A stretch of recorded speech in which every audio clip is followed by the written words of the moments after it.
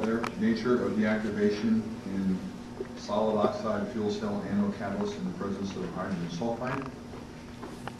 This is from a contribution from Ohio State University, and the paper will be presented by Nandita Lakshminarayanan. Thank you for the introduction.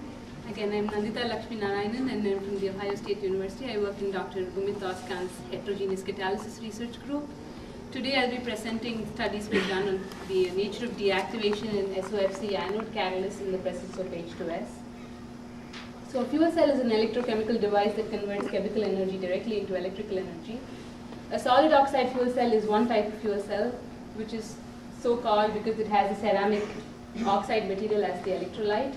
So in a solid oxide fuel cell, at the cathode, oxygen or air is fed, which then gets reduced to form oxide ions, which are then transported across to the electrolyte to the anode. At the anode, the fuel is fed. It can be, in this diagram, it is methane, and the fuel reacts with the oxide ions coming in from the cathode and gets oxidized to produce CO2 and water. The electrons generated in this process are forced to flow through an external circuit because the electrolyte is electron insulating, and so we can place a load there and derive work from this process. So a state-of-the-art solid oxide fuel cell has a porous nickel yttria stabilized zirconia based anode. So this is a ceramic metal mixture anode. The nickel provides the catalytic activity and the electronic conductivity. The ceramic, the YSZ is added to so that it ensures thermal compatibility with the electrolyte, because these are really high operating temperatures between 700 to 1000 degrees C, so the thermal expansion coefficients of the various layers should match, which is why the anode layer is mixed with some of the electrolyte material to keep it compatible with the rest of the fuel cell. The electrolyte material typically used is a dense yttria stabilized zirconia electrolyte, and it is used because yttria stabilized zirconia is a very good conductor of oxide ions and insulating electrons. The cathode is usually a doped lanthanum manganite based perovskite oxide material. These fuel cells operate again at a high operating temperature between 700 to 1000 degrees C. And because the operating temperatures are really high, the heat generated in this process can also be used usefully, especially in cogeneration applications where you're simultaneously producing electricity and heat. So the benefits of a solid oxide fuel cells are high efficiencies. There is direct conversion to electricity without going through the intermediate thermal and mechanical energy steps. Also with cogeneration where you're producing useful heat also, the efficiencies of over 80% can be achieved in solid oxide fuel cells. Moreover, it has tremendous fuel flexibility. Because it's the oxide ions that are being conducted across the electrolyte, practically any combustible fuel can be used as a fuel in solid oxide fuel cell. And unlike other fuel cells, it's not poisoned by carbon monoxide in the fuel feed. In fact, it's used as a fuel in a solid oxide fuel cell. Moreover, there's also the possibility of running these fuel cells directly on hydrocarbon fuels, and it can be in two ways. Either the hydrocarbon is internally reformed from the heat generated in the fuel cell and converted to carbon monoxide and hydrogen, which is then electrochemically oxidized, or the hydrocarbons can also be directly electrochemically oxidized. And also there's less combustion processes and therefore fewer pollutant species produced. The carbon dioxide produced in the fuel cell is sequestration ready. And so such fuel cells have diverse applications from stationary power generation, auxiliary power units, along with other energy devices, as well as internally reforming units. However, there are several issues that need to be tackled before these fuel cells can be commercially viable, especially at the anode. The anode is the nickel deactivates in the presence of very low concentrations of sulfur. And there's also a poor understanding of the mechanism of poisoning, especially at low concentrations of sulfur. Nickel also, apart from catalyzing the anodic reactions, is also an excellent catalyst for carbon fiber formation. So coking occurs in these catalysts even when it is not predicted by thermodynamic calculations. There's also sintering problems with the nickel, especially at elevated temperatures, and continuous redox cycling causes mechanical degradation of the anodes. So the requirements of a good SOFC anode is good electronic and ionic conductivity, good catalytic activity for the anodic reactions, as well as sulfur and coking tolerance. So the motivation and objectives behind this research was to understand the deactivation mechanism, especially at lower concentrations of sulfur, and study the surface effects and interaction between sulfur and the nickel YZ using methods inherent to catalytic studies, and then identify the functionalities required for sulfur tolerance, and this will help us develop new anode catalysts that are tolerant to sulfur. So if you look at the SOFC anode, there are several reactions that are taking place. There are the electrochemical steps where hydrogen, CO, or the methane fuel is electrochemically oxidized with the oxide ions coming in from the cathode. There is also the various chemical steps, chemical reactions taking place, including water gas shift or the reverse water gas shift, methane steam reforming, and there are also several deactivating processes. For example, reduction of carbon monoxide to form carbon deposits on the surface, the CO disproportionation or the Boudard reaction to form carbon deposits, and H2S in the feed can also decompose to form sulfides on the catalyst. So our approach was to conduct temperature programmed reaction studies over these catalysts for the various anodic reactions, both with and without H2S poisoning, and to see how the catalytic effect of catalytic properties of the nickel YZ is affected by the H2S poisoning. So we were deliberately poisoning the catalyst. First, all catalysts were reduced with 10% hydrogen and nitrogen at 700 degrees C. And the poisoning was done with 50 ppm H2S traditionally at 700 degrees C. We also did additional treatments where we exposed the catalyst to 50 ppm H2S for 24 hours or 50 ppm H2S for 5 hours, followed by a reduction to see if there's any regeneration effect. And these were all temperature programmed reaction tests over packed bed reactors, and the outlet gas is continuously monitored using a mass spectrometer. So the first reaction we studied was the CO oxidation. Here I've shown the mass signals 28 and 44 corresponding to CO and CO2. The red line is for the nickel YZ catalyst as such, and the blue and the subsequent lines are for the increasing H2S exposures for 5 hours at 700 degrees C. And what you can see is, though there is a slight increase in the light-off temperature with exposure to H2S, this reaction is not significantly deactivated by H2S poisoning. The next reaction we studied was the water gas shift reaction, where CO reacts with water to form CO2 and hydrogen.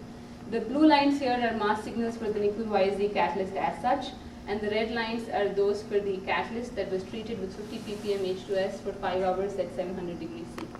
And immediately we can see that there is significant deactivation for this reaction over the nickel YZ catalysts. Not only is there an increase in the takeoff temperature, but the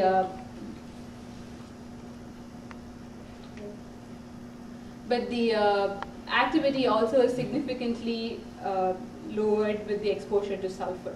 Moreover, over the nickel YZ catalyst as such, we observe methanation over, if you look at the bottom, we observe methanation over the temperature window where this is thermodynamically permissible, whereas over the sulfur exposed sample, we don't see any methanation reaction taking place.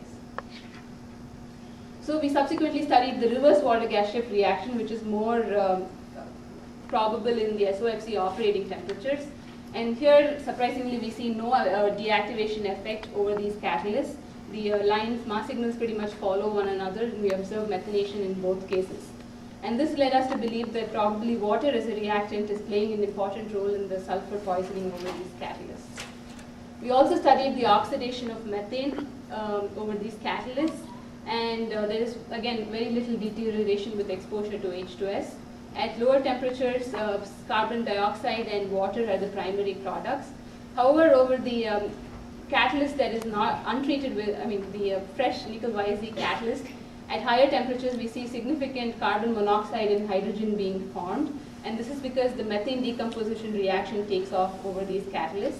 However, we don't see this reaction taking place over the sulfur poison sample, indicating that sulfur is attacking those sites on the nickel catalyst that catalyze the methane decomposition. We also did methane steam reforming experiments over these catalysts, and the top figure shows the temperature programmed reaction and the mass signals for the nickel YZ catalyst as such, and that exposed to 50 ppm H2S at 700 degrees C for 5 hours. And we see that there is significant deactivation with the sulfur exposure. At lower temperatures, though, there is some activity over the 50 ppm H2S treated sample. The activity goes through a maxima, and at the higher temperatures, there is complete loss in activity over these catalysts. And we also repeated this experiment where we did a temperature ramp up, held it at isothermal conditions at 700 degrees C, and then ramped the temperature back down. And we see that while we observe the maxima going up, while coming down we don't observe any activity, and it just remains at the feed composition. And so this shows that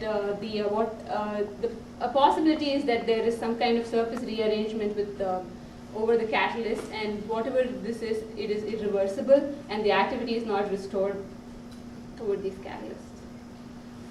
We also perform post-reaction temperature programmed oxidation over these catalysts, and we see here the 44 signal, which corresponds to CO2, is shown, and we see significant CO2 coming off the nickel YSE catalyst as such after holding under methane steam reforming conditions for 4 hours.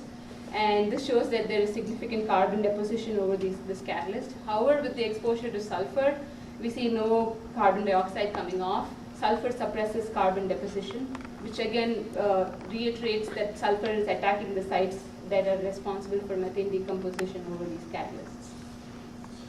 So we chose methane steam reforming as our model reaction since it was the worst affected by the sulfur, and we conducted steady state reaction studies. So this is the steady state methane steam reforming with a steam to carbon ratio of 2:1 over the nickel YSE catalyst as such. And we see that we can achieve methane conversions of over 80% at 700 degrees C.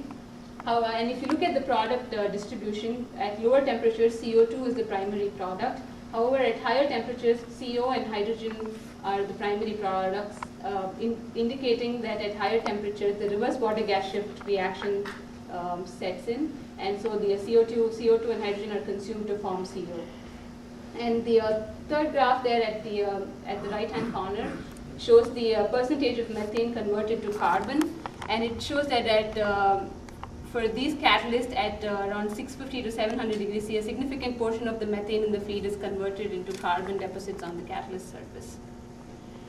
So in this figure, I've shown experiments where we introduce effect of H2S on the reaction activity. So we introduce H2S into the feed stream after holding at 700 degrees C, and we collect data points after stabilizing. So after 30 minutes, we see that there is significant loss in activity with exposure to H2S, with introduction of H2S into the feed stream. Both the methane conversion and the hydrogen yield drop significantly. And after 60 minutes, there's even more severe drop in activity. And once the H2S was turned off and the system was allowed to stabilize for a while, and we collected the data point again, we see that the activity is not restored upon turning off the H2S from the feed stream. Also, if we look at the percentage of methane converted to carbon, there is a significant drop in the percentage of methane going to carbon once we introduce H2S into the feed stream, and it almost drops to 0% when H2S has been flowing for 60 minutes. Again, proving that sulfur inhibits the coke formation over these catalysts.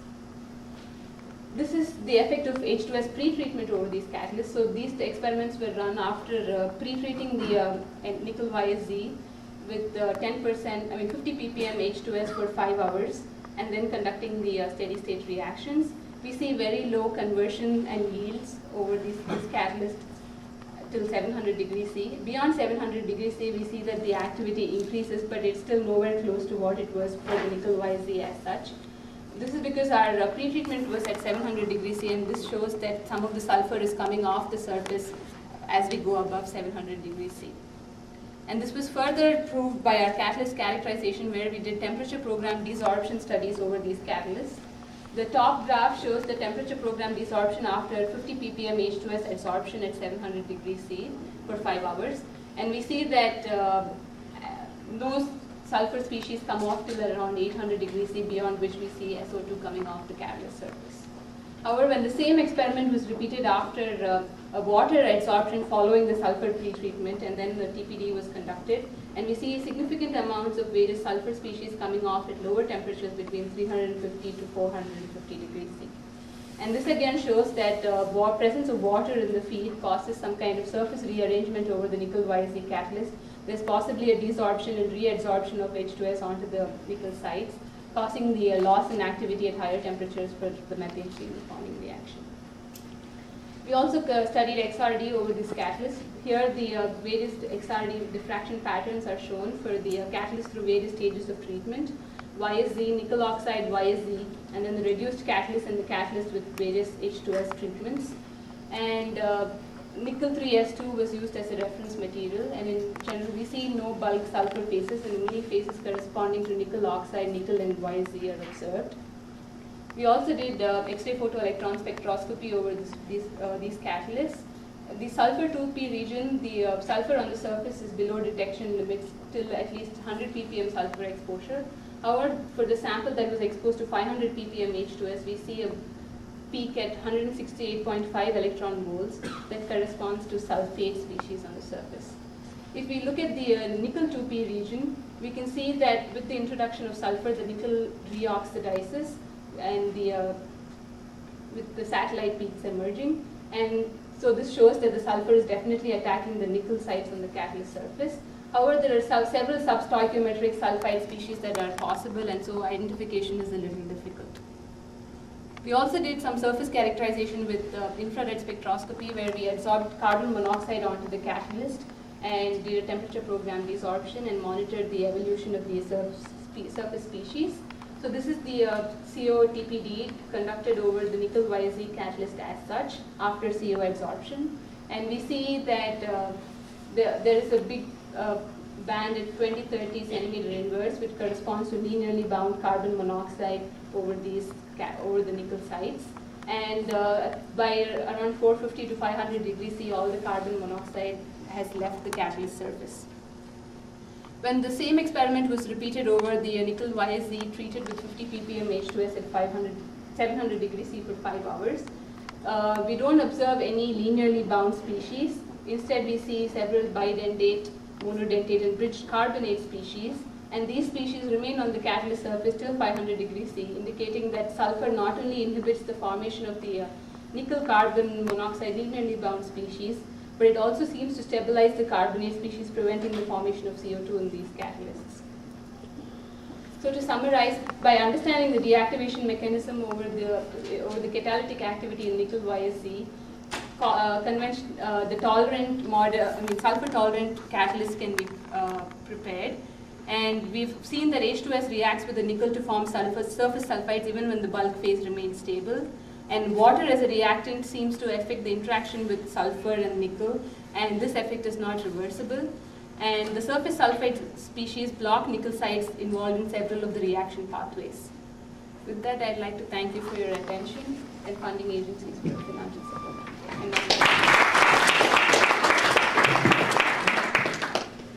Okay, we have time for some questions.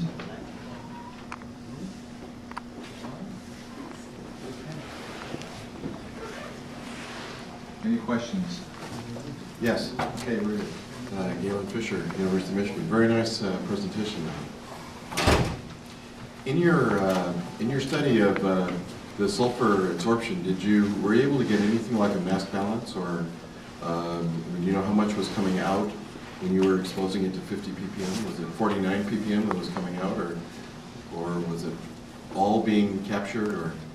Well, the concentration of sulfur was so low that it was not really detectable to be able to quantify correctly what is coming off. But we're definitely forming surface sulfides, and we can, from our TPD experiments, we see significant sulfur species coming off the catalyst surface. So it's definitely.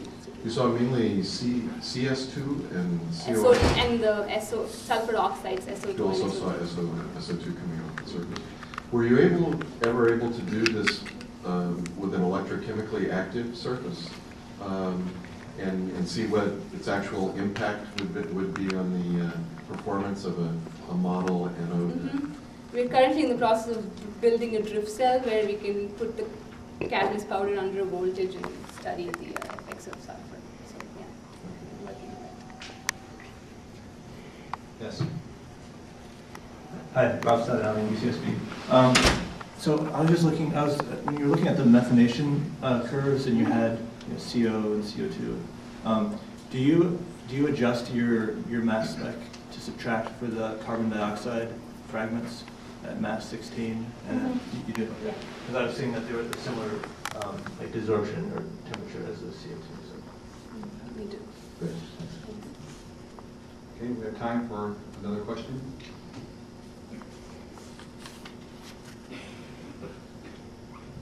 Okay, if not, let's thank our speaker. Thank you.